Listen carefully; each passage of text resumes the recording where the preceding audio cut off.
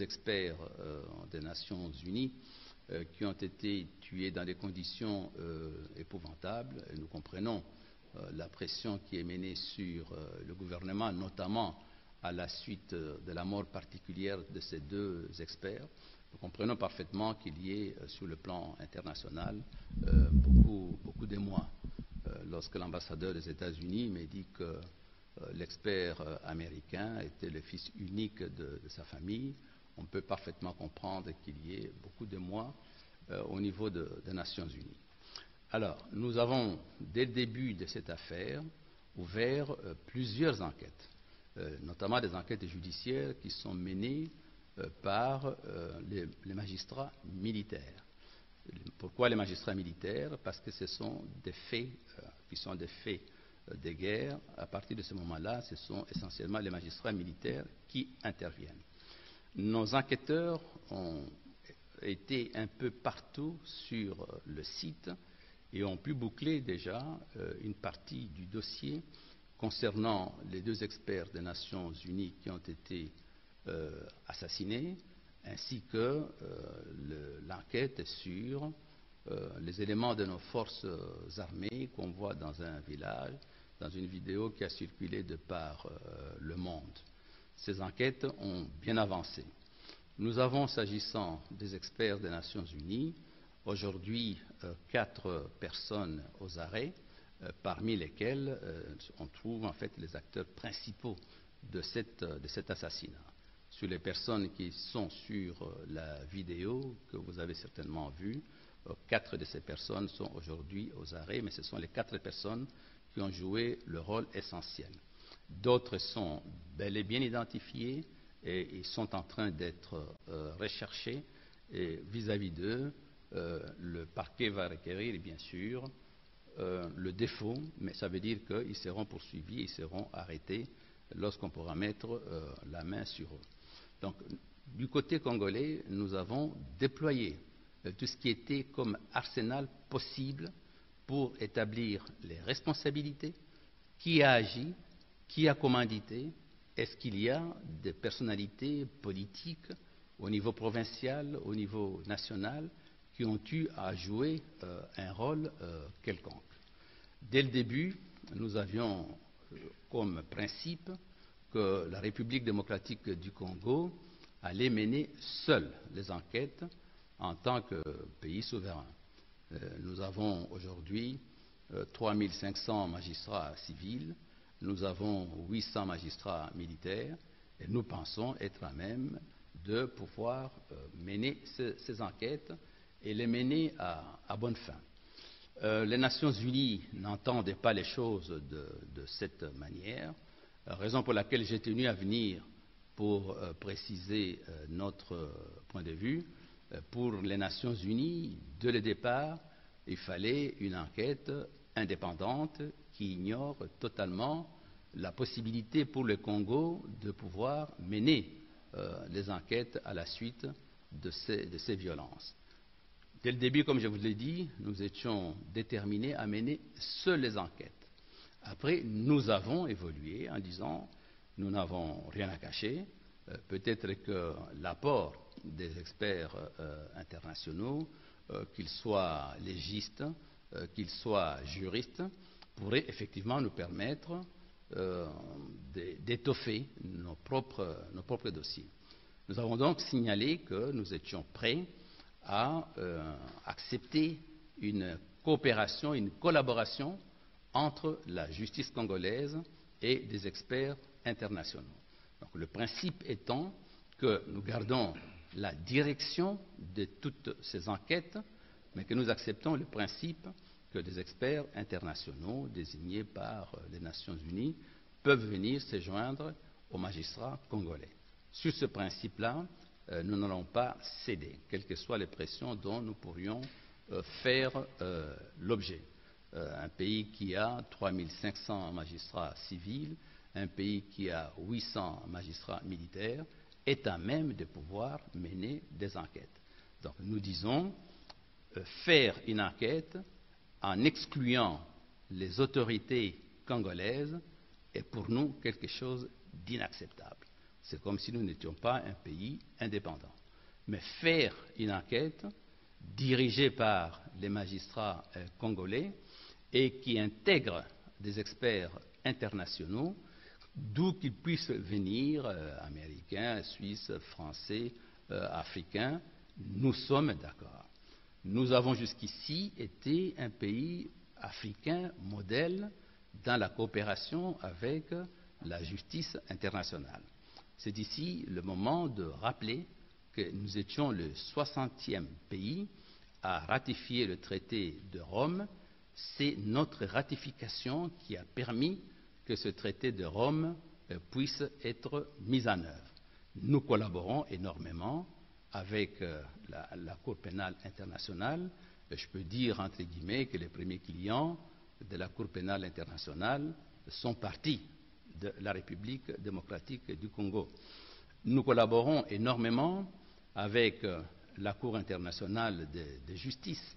Et pour le moment, nous avons des procès en cours auprès de la Cour internationale de justice, notamment en ce qui concerne le contentieux qui nous oppose à un pays voisin, à savoir l'Ouganda.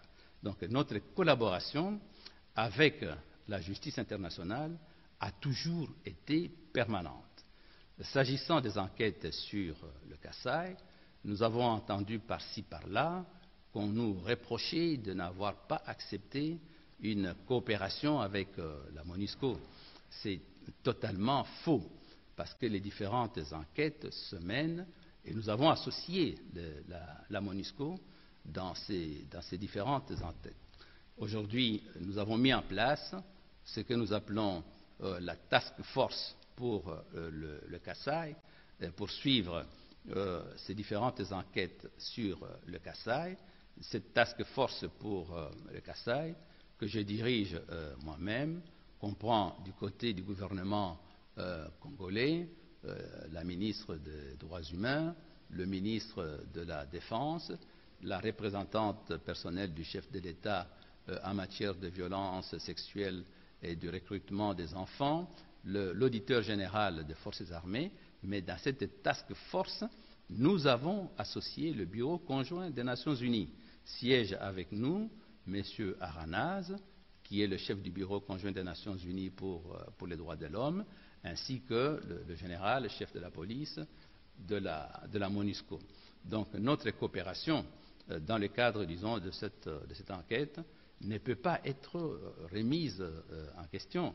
Et je suis outré quand j'apprends qu'une des motivations qui est présentée pour qu'il y ait une enquête indépendante, c'est le fait que nous ne puissions pas collaborer avec le bureau de la MONUSCO. Je pense que le chef du bureau conjoint des Nations Unies à Kinshasa est certainement dans la sous-région le seul représentant du haut commissaire qui a des entrées faciles dans tous les ministères de la République. Madame la ministre des Droits humains le reçoit très régulièrement. Moi-même, je le reçois très régulièrement à chacune de ces demandes. Donc, en résumé, sur ces questions de troubles au Kasaï, nous sommes déterminés à enquêter sérieusement et à établir toutes les responsabilités. Et sur le plan militaire, nous sommes en train également de remettre la situation dans les normes. Aujourd'hui, on peut considérer que 85% du territoire kassaïen, qui était hier sous contrôle des miliciens de Kamina-Nsapu, est passé sous le contrôle du gouvernement provincial, donc par conséquent du gouvernement central. Le ministre de l'Intérieur, qui est en même temps vice-premier ministre, le ministre des Affaires coutumières, se rendent régulièrement dans ces régions du Kasaï pour pouvoir faire le point. Le président de la République a été lui-même à Kananga, en Bujima et dernièrement à Chikapa. Je suis allé moi-même dans cette partie du pays, à Kananga, pour faire le point de la situation, voir l'état d'avancement des enquêtes.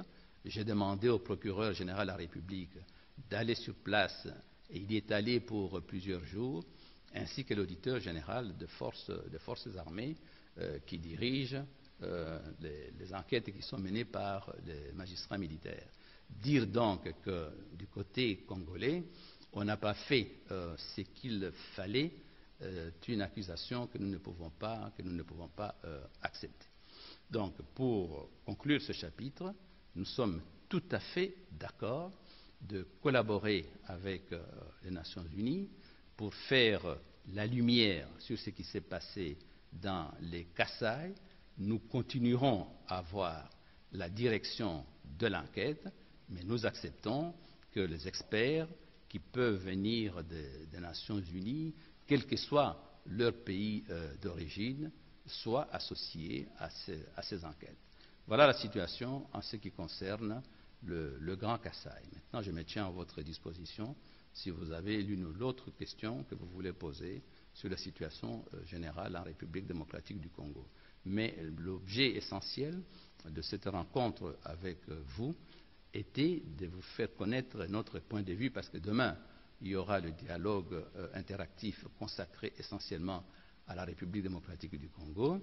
Et je sais que cette question relative à l'enquête internationale reviendra, et j'ai voulu que vous puissiez déjà à votre niveau connaître de manière claire et nette quelle est la position du gouvernement congolais. Et je suis fondé à vous donner cette position du gouvernement congolais. Maintenant, je suis à votre disposition pour l'une ou l'autre question que vous pourriez vouloir poser.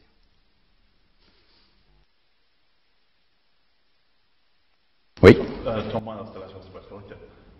Est-ce que ce n'est pas un peu tard vous avez dit que vous êtes prêt à coopérer avec l'ONU pour cette enquête, mais je crois que le haut commissaire voulait votre réponse avant le 8 juin. Nous avons communiqué, une feuille de route a été envoyée à l'ONU sur la manière dont nous entendions collaborer avec l'ONU. Depuis plusieurs jours, notre équipe au niveau de l'ambassade ainsi que nos experts qui sont venus de Kinshasa essayent, notamment avec l'Union européenne qui va présenter une résolution sur la RDC, résolution qui demande que ce soit une enquête internationale qui exclut les magistrats congolais. Nous sommes en train de discuter à travers, disons, ces experts depuis plusieurs jours. Mais notre feuille de route a été envoyée et l'aménagement du calendrier par rapport à la feuille de route a été fait de commun accord à Kinshasa avec le représentant de l'ONU, M. Aranaz. Je suis donc très surpris d'apprendre que nous répondons en retard. Nous avons répondu dans les délais. Et depuis des jours et des jours, nous sommes en train de discuter à travers nos experts qui nous ont fait rapport, le rapport que nous avons validé, que nous avons amendé, sur la possibilité de présenter une résolution qui soit consensuelle. De notre côté, ce que nous proposions dans cette résolution, c'est pouvoir affirmer que nous aurons la direction de l'enquête, mais que nous acceptons toute l'assistance technique nécessaire et tous les experts internationaux nécessaires pour permettre d'avoir le plus possible d'éclairage. Donc dire que nous avons répondu avec retard, c'est totalement infondé. Nous avons eu à discuter avec le chef du bureau conjoint des Nations Unies pour les droits de l'homme qui est basé à Kinshasa. Et bon, il n'est pas dans cette salle, mais il sera dans la salle demain au moment du dialogue interactif. Et la feuille de route avec la manière dont nous comptions pouvoir travailler avait été préparée et soumise aux Nations Unies. Et nous avions envoyé cette feuille de route depuis le 24 mai de cette année-ci. Et ça, vous pouvez vérifier auprès de M. Aranaz, qui vous dira qu'elle a bel et bien reçu notre document. Notre ambassadeur qui est ici à côté a les preuves, en fait, et disons qu'il avait déposé ça aux Nations Unies. Mais nous sentons très très clairement que nous sommes les premiers. Le gouvernement congolais est le premier à regretter la mort brutale les images insoutenables sur le massacre des 2 experts des Nations Unies. Bon. Mais ces images, dans cette région du Kasaï, qui est devenue un foyer de troubles, sont devenues malheureusement monnaie courante. Monnaie courante. Nous avons des images, le livre blanc que ma collègue chargée des droits humains va certainement vous distribuer après, mais à des images que nous n'avons pas voulu présenter pour le moment parce qu'elles sont insoutenables, parce que le mode finalement d'exécution là-bas qu'ils ont pris, c'est la décapitation.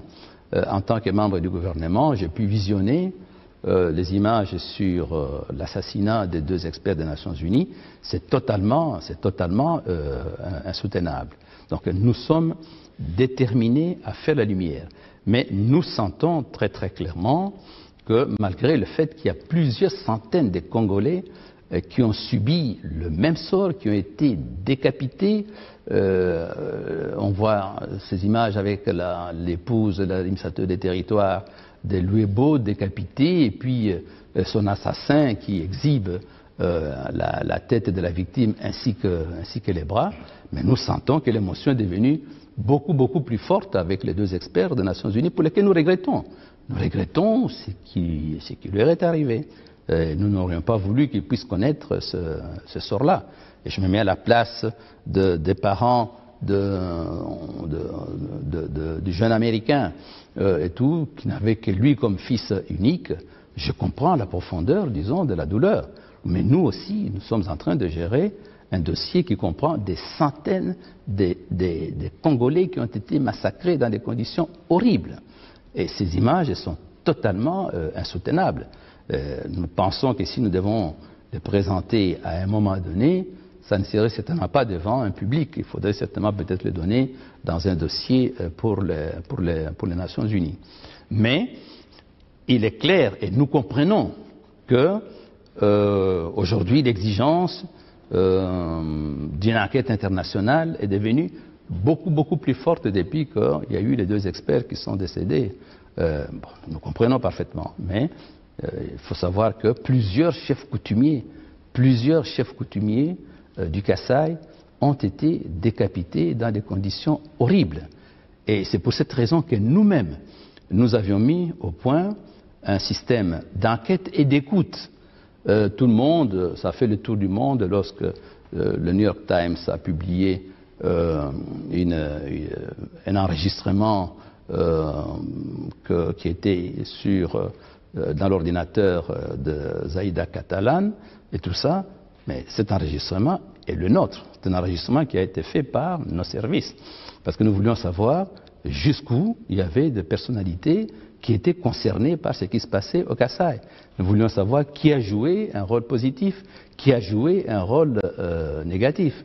D'où la mise sur écoute qui avait été décidée au plus haut niveau sur un certain nombre de personnalités pour savoir, ces enregistrements ont réussi à nous démontrer qu'il y avait aussi bien des personnalités au Kasaï, au niveau national, qui faisaient tout pour apaiser les choses, pour que les choses ne puissent pas déraper, tout comme d'autres, en fait, disons, qui, pour des raisons peut-être de recherche de leadership local, ont envenimé la situation. Donc ça veut dire qu'on ne peut pas nous accuser de ne pas avoir cherché à faire la lumière sur ce qui se passe au Kasaï. Oui, madame. Oui, bonjour, Agnès Petrevaux de l'agence France-Presse ici à Genève. J'ai 3 questions. Oui. La première question, c'est sur cette mauvaise gestion des successions coutumières. Ce serait une mauvaise gestion par qui? Je n'ai pas très bien compris qu'est-ce que ça veut dire. Et puis, je me permets, je vais juste poser les 3 questions comme ça sont dites.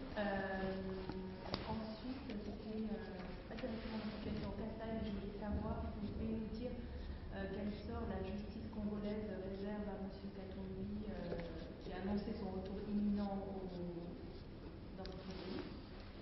Et puis, la seconde question concerne la plainte déposée à votre rencontre en Belgique. Je voulais savoir, est-ce que vous attendez à une convocation de la justice belge?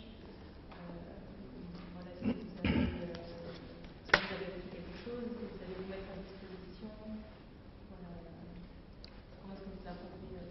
Parfait. Je vais répondre aux 3 questions. Je vais répondre aux 3 questions. La gestion coutumière, qu'est-ce qui est arrivé? Le grand chef Kamwina Nsapu est décédé. L'héritier qui avait été désigné selon les traditions chefales n'a pas été investi dans les délais conformément à nos lois sur la gestion des collectivités locales. Et sur cette base-là, ces hommes et lui-même ont pris les armes avec les conséquences que nous connaissons aujourd'hui. Donc nous voulons savoir qui, au niveau de la province concernée, n'a pas fait son travail. Savoir pour quelles raisons il n'a pas été investi alors qu'il avait été désigné par la tradition. Donc cette enquête administrative va nous permettre d'établir, oui ou non, qui a failli à sa mission. Et nous prendrons effectivement les sanctions nécessaires à ces sujets. Alors, s'agissant de M. Moïse Katumbi, nous avons reçu de la part du Haut-Commissaire des Nations Unies une note verbale sur son cas, avec des mesures provisoires que le Haut-Commissaire estime pouvoir lui donner. Je voudrais clarifier la situation pour dire que M. Moïse Katumbi n'a pas un problème avec le président de la République. Il n'a pas un problème avec le gouvernement de la République. Il peut rentrer au Congo quand il veut. Il peut rentrer ce soir, il peut rentrer demain. Quel est le problème de M. Moïse Katumbi? C'est que, faisant l'objet des poursuites judiciaires, entendu par le ministère public, il a dit qu'il était malade et qu'il devait aller se faire soigner à l'extérieur. Le ministère public, comme il se doit, l'a autorisé à se rendre dans le pays qu'il avait désigné, à savoir l'Afrique du Sud, où il devait avoir les soins nécessaires. Mais le ministère public lui a imposé également un certain nombre de devoirs, parce qu'à partir du moment où il faisait l'objet de poursuites judiciaires, il ne pouvait pas s'exprimer sur le dossier qui était en instruction. Et ça, c'était l'exigence au niveau du ministère public. Mais au lieu d'aller en Afrique du Sud et de revenir à Kinshasa pour poursuivre l'audition auprès du ministère public, bon, il a fait quelques heures en Afrique du Sud et puis il s'est retrouvé en Europe, en Amérique et tout ça. Il s'est répandu dans toute une série, disons, de thèses. Bon, le deuxième volet en ce qui concerne M. Katumbi, c'est qu'un tribunal de Lubumbashi, à la suite d'une plainte d'une partie civile privée, un grec, l'a condamné à 3 ans de prison. Et parmi les moyens d'irrécevabilité que nous allons présenter, parce que pour pouvoir saisir le Conseil des droits de l'homme, pour qu'il puisse agir, le principe qui se retrouve ici est qu'il faut avoir épuisé les moyens nationaux. Contre la peine dont il a été l'objet au niveau du tribunal de Lubumbashi, M. Katumbi est allé en opposition et puis il est allé en appel. Il a même saisi la Cour suprême de justice dans une procédure de renvoi. Or, pour que aussi bien le juge d'appel ou la Cour suprême puisse statuer, il faut qu'il puisse se présenter. Donc, il n'a pas un problème avec le président Kabila, parce que j'ai entendu ça, j'ai vu la note, j'ai vu ce qu'un de vos collègues avait écrit dans un journal assez connu. Son problème n'est pas avec le pouvoir congolais. Et on a dit qu'on voulait l'empêcher de se présenter à l'élection présidentielle. Non. Ce qui pourrait empêcher M. Katumbi de se présenter à l'élection présidentielle, ce n'est pas le gouvernement, ce ne sont même pas ses ennuis judiciaires, parce que le juge d'appel pourrait statuer autrement que le premier juge. Si le juge d'appel décide qu'il est un homme libre, il devient un homme libre. Ce qui pourrait empêcher M. Katumbi de se présenter à l'élection présidentielle, c'est la Constitution. Aujourd'hui, la Constitution congolaise, en son article 70, alinéa 1, dit le président de la République est élu pour un mandat de 5 ans renouvelable une seule fois. Bon. Et partout dans vos pays, vous avez dit le président Kabila ne peut pas se présenter parce que tel est l'esprit de la Constitution. Mais la même Constitution, en son article 10, dit la nationalité congolaise est une et exclusive. Il n'y a pas de double nationalité dans notre pays. Cela veut dire que si le procureur général près de la Cour constitutionnelle a la preuve que M. Moïse Katumbi a une nationalité étrangère, il ne peut pas se présenter, quels que soient les appuis qui pourraient bénéficier par l'un ou l'autre pays occidental, par l'un ou l'autre pays de par le monde. Parce que c'est la Constitution. Et la même Constitution, en son article 151, interdit au gouvernement d'interférer dans les décisions de justice. La même Constitution interdit au Parlement de voter une loi qui aurait pour effet d'arrêter les poursuites engagées par la justice. Donc, il n'y a pas un problème, ce n'est pas le président Kabila, ce n'est pas le gouvernement qui l'empêche, mais quand il va rentrer, il devra se présenter devant la justice. Or, son avocat, que j'apprécie énormément, parce que je me suis documenté sur lui étant moi-même avocat, il a un des meilleurs avocats du barreau français qui peut l'accompagner. Donc, quand il rentre au Congo, il se retrouve dans la situation qui était la sienne au moment où il est parti. C'est à lui, il va se représenter de nouveau devant l'officier du ministère public pour continuer l'enquête là où il l'avait laissé. Il appartiendra à l'officier du ministère public pour ce volet-là qui concerne le ministère public d'établir que, bon, il n'y a pas matière à poursuivre et classer le dossier pour inopportunité. Et il appartiendra au juge d'appel qu'il a saisi de dire qu'il n'y a pas de raison de l'arrêter.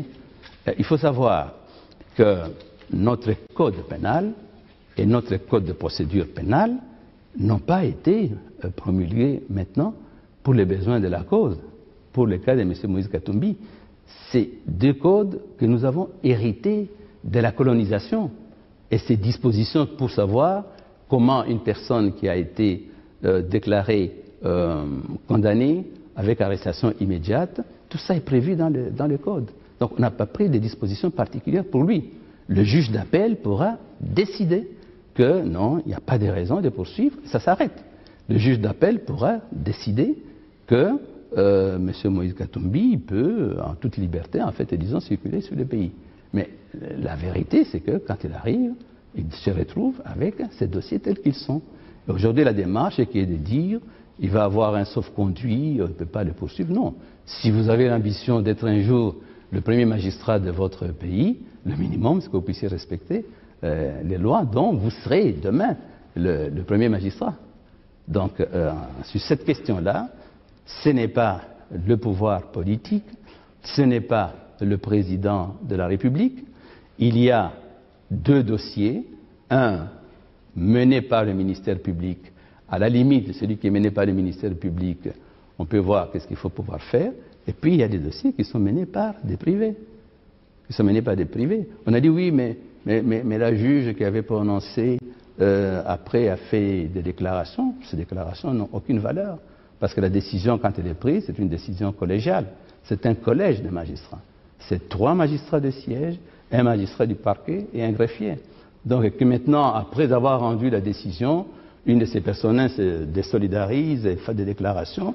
Bon, on peut se poser des questions, comment est-ce qu'elle a été exfiltrée, comment est-ce qu'elle s'est retrouvée ici pour pouvoir faire ces déclarations, mais ça, ce n'est pas notre affaire. Donc là, ça sera à lui, et maintenant, bien sûr, il a des très bons avocats au Congo, mais il est allé à un autre niveau, Dupond-Moretti, et tout le monde le connaît. C'est un ténor du barreau français, donc il a un bon avocat, il peut rentrer. Mais il se retrouve dans la situation qui était la sienne au moment où il est parti. Et sur les moyens qui seront présentés par la République, sur l'irrécevabilité de la requête qui avait été introduite, il y aura cela. Donc, quel que soit le courrier qui a été envoyé par le haut-commissaire, ça ne change strictement rien par rapport à sa situation au moment où il rentre et par rapport aux affaires qu'il a en cours. Alors, s'agissant de la plainte en Belgique qui me vise notamment, mon avocat a répondu. Vous avez certainement vu le communiqué qu'il a fait. nous avons convenu qu'il n'est pas nécessaire que je fasse d'autres déclarations sur cette affaire, mais je me tiens bien sûr à la disposition. Je n'invoque même pas un statut diplomatique quelconque, ça veut dire que je suis tout à fait serein pour pouvoir répondre. Mais avec mon avocat, on a convenu qu'on reste au communiqué tel qu'il avait fait, et je préfère rester parce que mon avocat est quand même un des meilleurs du barreau de Bruxelles comme pénaliste. Monsieur le ministre, bonjour. Oui, bonjour. Je m'appelle James Keaton, je suis journaliste à l'agence Associated Press. Je voulais savoir si vous pouvez commenter sur la déclaration d'anciens présidents africains qui a été émise la semaine dernière par la Fondation Kofi Annan, qui a notamment parlé du fait qu'il s'inquiète énormément sur la situation de transition politique en République démocratique du Congo. Et ils font appel aux leaders politiques de mettre en avant l'intérêt national et qui disent que au fait, l'avenir du pays est en danger grave actuellement. Je voulais vous demander, notamment face à une violation de leur point de vue, du point de vue de plein d'autres, qu'il y avait une violation de la Constitution par rapport au retard des élections. Comment vous pouvez servir en tant que le ministre de la Justice dans un pays où il y a une violation claire de la Constitution? Ok, je vais répondre sur les deux aspects. J'ai vu l'appel de ce chef d'État qui demande qu'on puisse organiser les élections. Je vais peut-être clarifier une interview qui a fait de l'émoi dans la presse internationale quand le président de la République a dit « je n'ai rien promis » s'agissant de la date du 31 décembre. Effectivement, le président de la République a toujours dit l'organisation des élections, c'est la question de la CENI. Et si la CENI dit qu'elle est prête à organiser les élections demain ou en septembre ou en octobre ou en décembre, le président de la République a toujours dit c'est une matière qui relève de la CENI. Donc il y a eu un malentendu parce que j'ai vu des extrapolations qui ont été faites en disant voilà, il a dit qu'il n'a rien promis, donc il n'y aura pas d'élection. Non, le président de la République a toujours dit les élections, c'est l'affaire de la CENI, la Commission électorale nationale indépendante. Le président d'ailleurs de la CENI est ici et il a fait ce matin dans ce palais un exposé sur l'état d'avancement. Aujourd'hui, le processus d'enrôlement est bien avancé. Le jour où la CENI va établir son calendrier, ce calendrier sera respecté. Et si elle dit que demain elle est prête à organiser les élections, il n'y aura pas objection de la part des autorités congolaises et du président de la République. Le président de la République aujourd'hui, je peux l'affirmer, veut les élections et il le veut dans les meilleurs délais. Mais quand il a dit à Der Spiegel, je n'ai rien promis, parce qu'effectivement, il n'a jamais dit, lui, que les élections auront lieu en septembre, ou en octobre, ou en décembre. Il a toujours dit, ça sera selon le calendrier de la CENI. Bon, maintenant, s'agissant du respect de la Constitution, là, vous voulez parler en fait de la fin du mandat du président. J'ai fait partie de l'équipe que le président avait mise en place pour que, par rapport aux perspectives de la fin de ce mandat et les contraintes devant lesquelles nous nous trouvions, contraintes financières, contraintes organisationnelles, comment faire pour organiser des élections crédibles. J'ai fait partie de l'équipe que le président a envoyé rencontrer le représentant de M. Tshisekedi. J'ai été à Venise pour rencontrer les représentants de M. Tshisekedi. J'ai été à Ibiza pour rencontrer les représentants de M. Tshisekedi. J'ai été à La Haye, j'ai été à Bruxelles. Nous avons eu des séances énormes qui ont duré parfois, disons, de nombreuses heures, parfois jusqu'au petit matin, pour pouvoir dire, bon voilà, nous avons des difficultés, il est clair que les élections ne pourront pas être organisées à telle date, comment on organise les choses pour pouvoir le faire le plus rapidement possible. Donc pouvoir dire que il n'y avait pas volonté, il y avait volonté manifeste de violer la Constitution, je m'inscris en faux par rapport à cette affirmation-là. Parce que j'ai vécu cette démarche pour qu'on trouve une formule qui, devant l'impossibilité d'organiser les élections pour une date limite qui était le 19 décembre, on pourrait trouver une formule consensuelle. C'est ça qui a été fait. Et lorsqu'on a organisé, finalement, c'est les délégués de l'UDPS avec lesquels nous étions qui étaient d'accord et puis qui n'étaient plus d'accord. Et nous pensions pouvoir régler cette question-là avant l'échéance sur la Constitution. Bon, cela étant, cela n'a pas été fait. Cela n'a pas été fait parce qu'il y avait eu toute cette problématique de la classe politique congolaise. Maintenant, la démarche est de dire il faut aller cap vers les élections. D'où les deux dialogues qu'on a eus. Le dialogue de la Cité de l'Union africaine, où j'étais co-modérateur, le dialogue du centre interdiocésain, où j'étais dans la phase de négociation politique, le chef de la délégation de la majorité présidentielle, l'objectif étant d'aller vers les élections. Donc il y a toute une série de contraintes qui ont fait que les élections ne se sont pas faites à la date, mais il y a la volonté manifeste qu'il faut pouvoir les organiser. Et je m'étais inscrit dans cette démarche-là, je suis témoin de cette démarche-là, puisque je fais le tour de toutes ces villes là-bas, ce n'est pas pour le tourisme, hein, c'est pas pour le tourisme, c'était pour que nous puissions voir comment on règle ces préalables pour organiser les élections. Je comprends ce que vous dites, oui. Mais on est en train de parler de la constitution du pays, oui. qui n'est pas en effet mais dans le pays. Enfin, et vous, en tant que ministre de la Justice, quand la constitution, enfin, il peut y avoir plein de raisons pourquoi on n'adhère pas, on n'arrive pas à organiser des élections. Mais la constitution est écrite noir sur blanc. Comment il faut procéder dans un pays, et vous êtes ministre. Oui, mais le dialogue tel qu'il avait été prévu, c'était pour montrer les difficultés pratiques devant lesquelles on s'était trouvé et qui ne permettaient pas d'organiser ces élections dans les délais. Et maintenant, comment le faire pour que dans les délais les plus courts possibles, on puisse les organiser.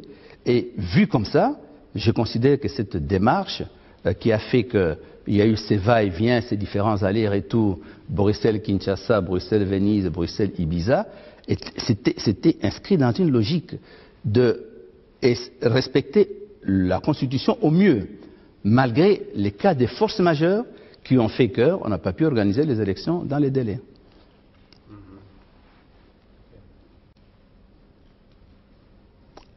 D'autres questions?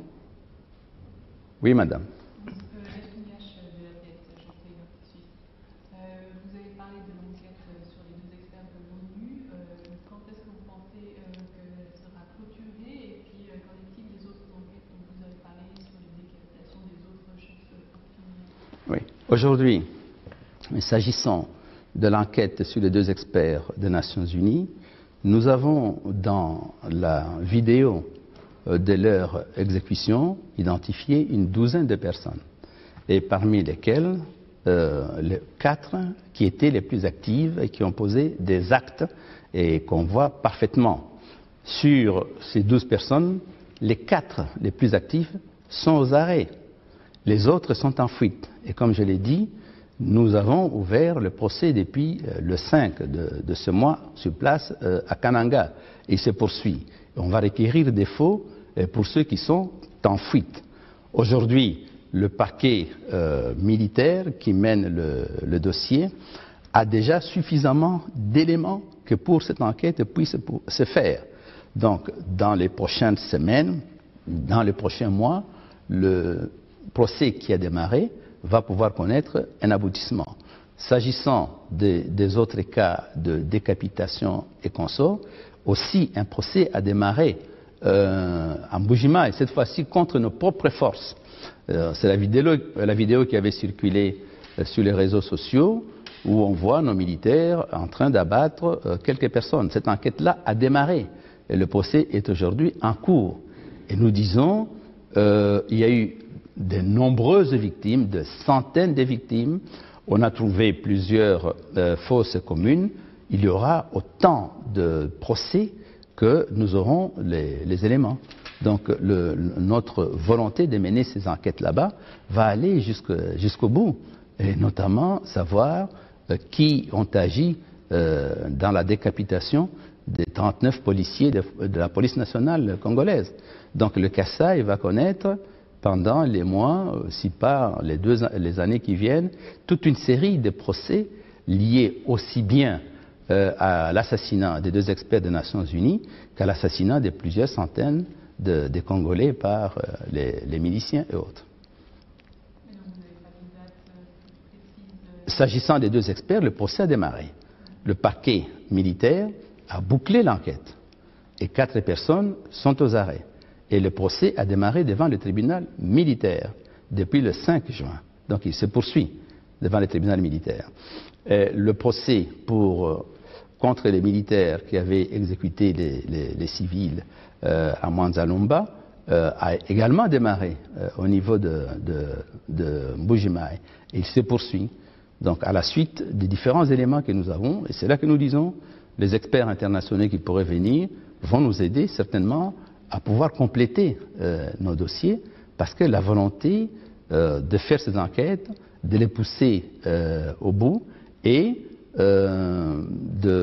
d'amener devant la justice les différents auteurs, cette volonté-là est tout à fait claire, à commencer par le chef du président de la République et de tous les décideurs de notre pays. Monsieur le ministre, je peux poser une dernière petite question? Oui, absolument. Je suis là. Est-ce que je peux tourner ma question d'une autre manière?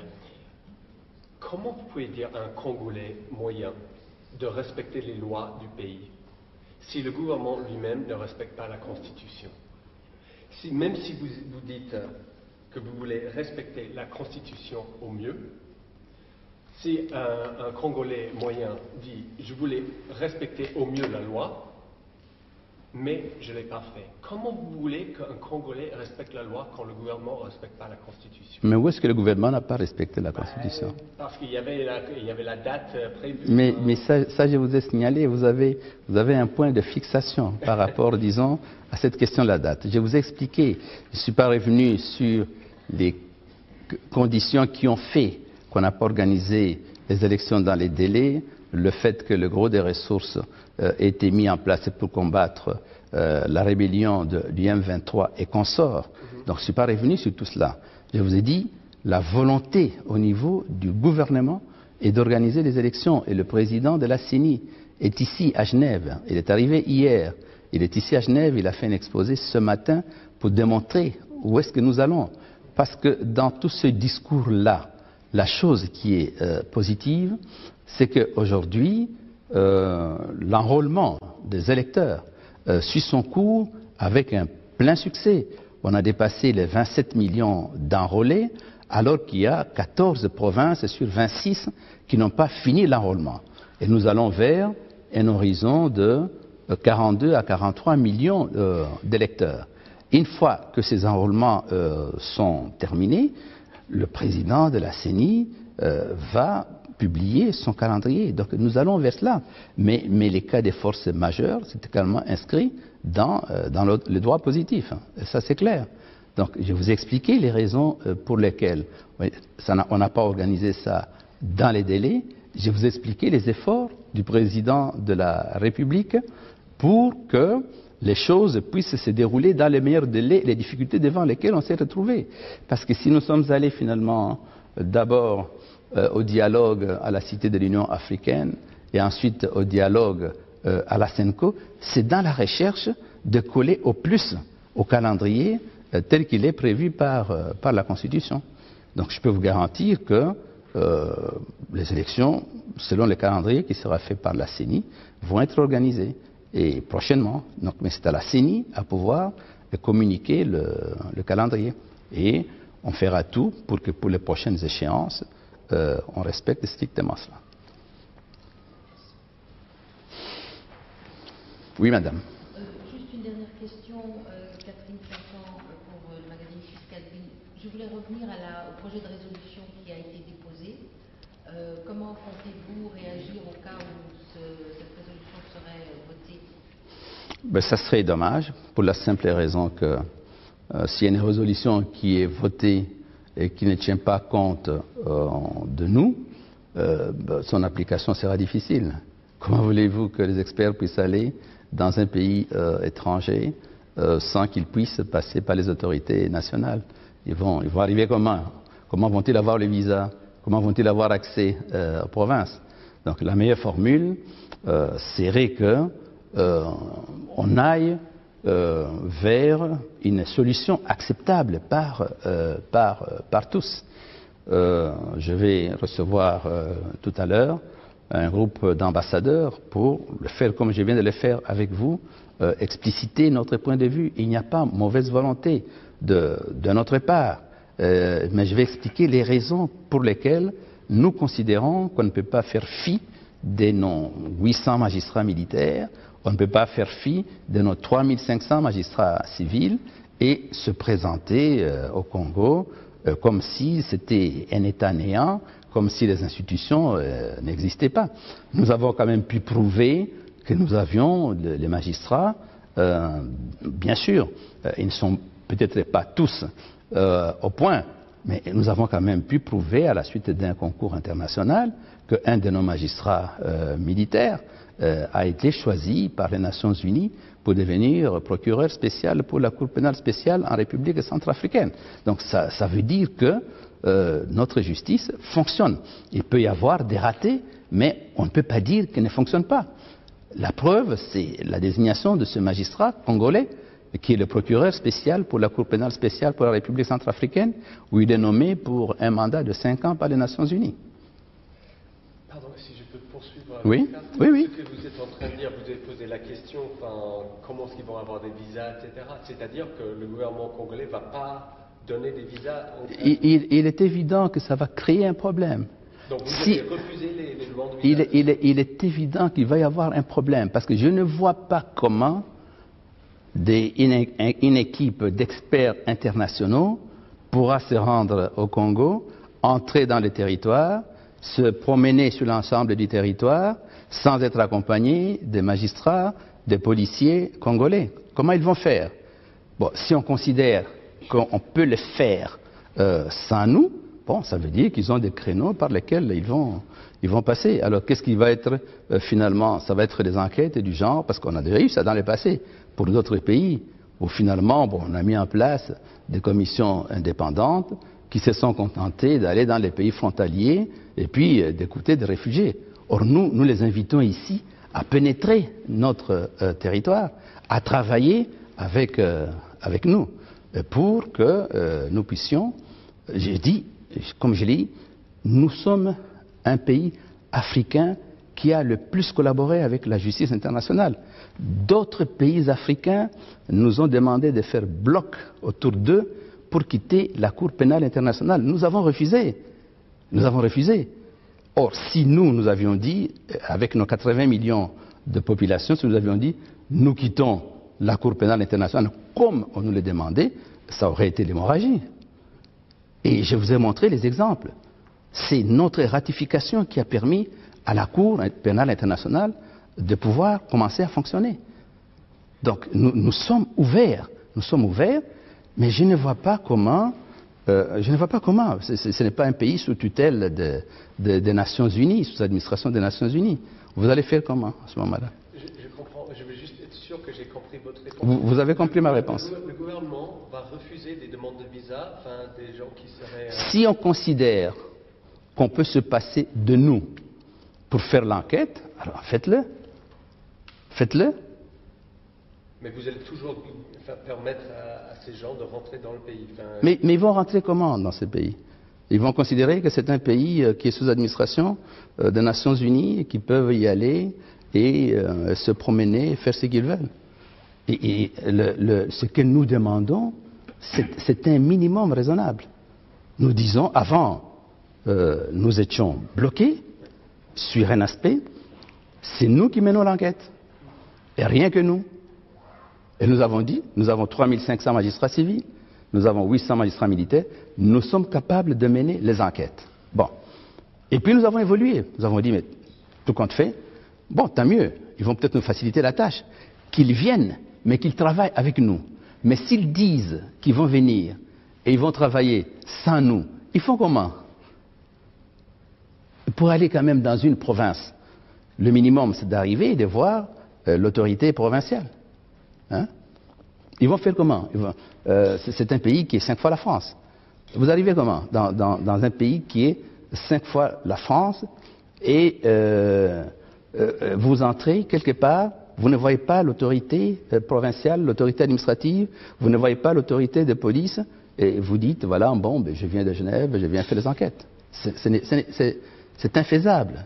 Donc ça veut dire qu'à ce moment-là, ils vont faire comme ils le font, ils vont passer par l'Angola ou n'importe quel pays, mais ils vont rester dans les frontières.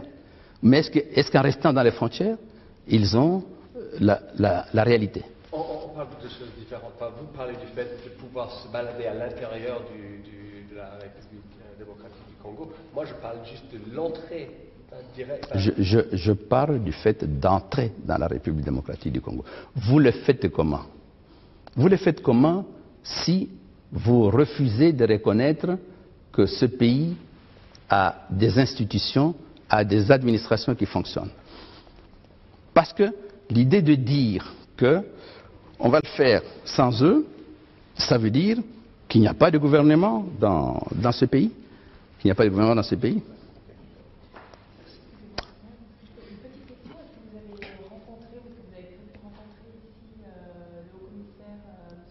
Ma collègue chargée des droits humains, elle est peut-être beaucoup plus souple, plus gentille. Elle va pouvoir les convaincre plus facilement. Je lui laisse cette mission-là. Non. Moi, je suis venu pour sensibiliser. Je vous ai vu, je verrai le corps diplomatique tout à l'heure et tout. Bon, le reste, ma collègue va prendre les contacts. Mais c'est ça la réalité.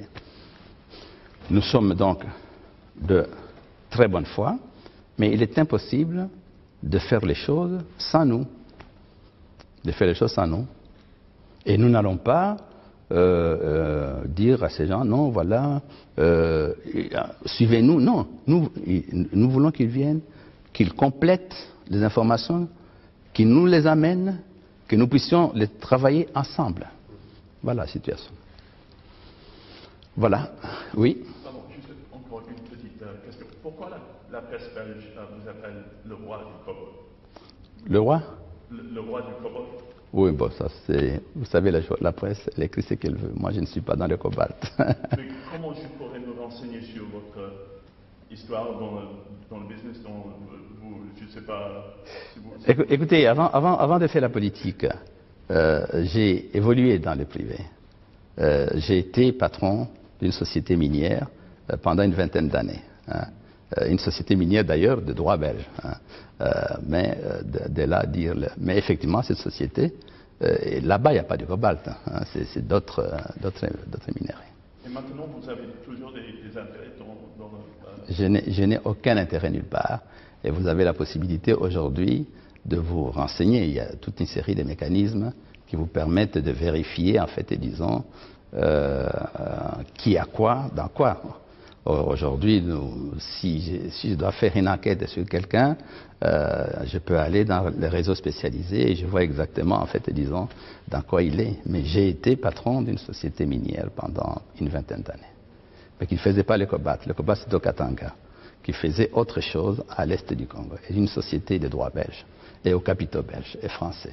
C'était quoi les ressources alors si c'était pas le cobalt? L'étain, le coltan, la manganèse, le columbo-tantalite, notamment. Voilà, mesdames et messieurs, bonne soirée. Je vous remercie pour avoir pris le temps de m'écouter. J'espère que j'ai pu vous éclairer. Merci.